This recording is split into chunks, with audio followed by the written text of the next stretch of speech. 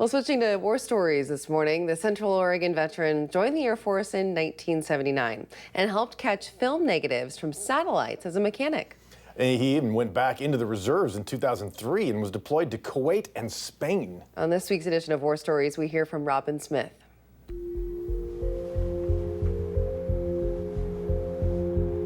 Born in Portland, I was raised in Lake Oswego, graduated from Lake Ridge High School in 1978.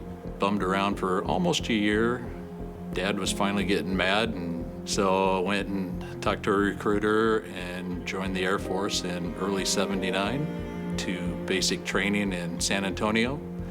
Tech school was in Shepherd Air Force Base, and went to my first base, which was McChord Air Force Base in Tacoma.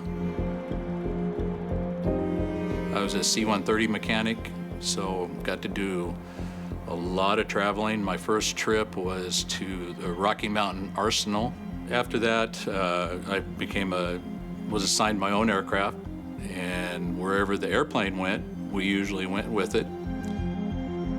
So I was scheduled to get out in 1983, and I got orders to go to Hawaii, Hickam Air Force Base. Along with that, I got 3 sets of training orders, one for an altitude chamber and survival school in Spokane, and water survival in Homestead. And everybody in my unit was going, well, that's not crew chief training. So I really didn't know what I was gonna do. I went through the schools, and I became an aerial recovery specialist.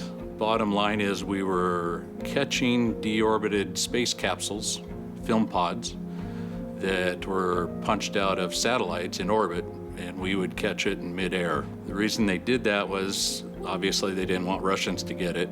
They didn't want it to go in the ocean and risk sinking. They modified C-130s with a catch system, large winch inside the airplane. There was a net, a rig out the back.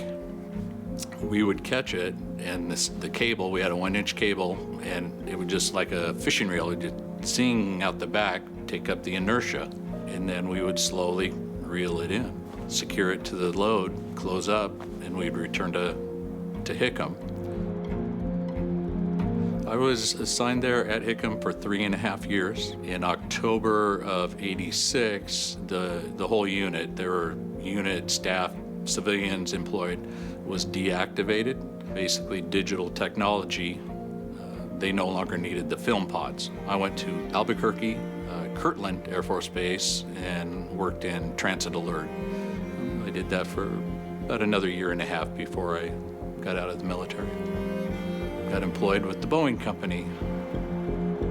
In about the mid-2003 timeframe, a couple of friends I worked with at Boeing, they were both Air Force reservists still.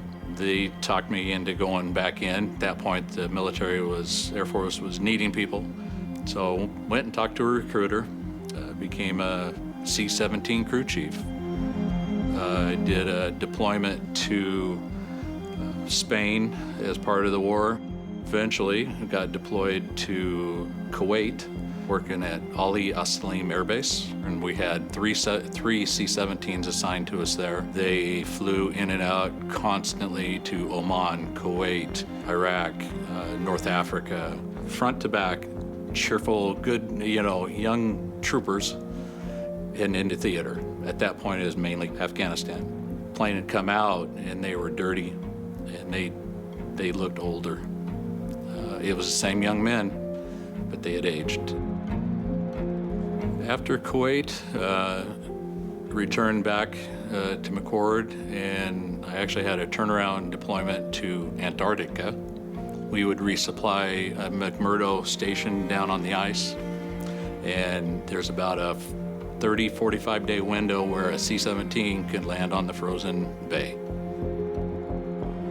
There was an opening working directly for the wing commander, the Office of Combat Readiness, so I put in for this position, got it. Along with that, I got Master Sergeant E7 stripes. My career was amazing. It didn't matter where I went. I had good people to work with, work for. Our military unit in Hawaii, the test group, we have a reunion every year, group of 63 people.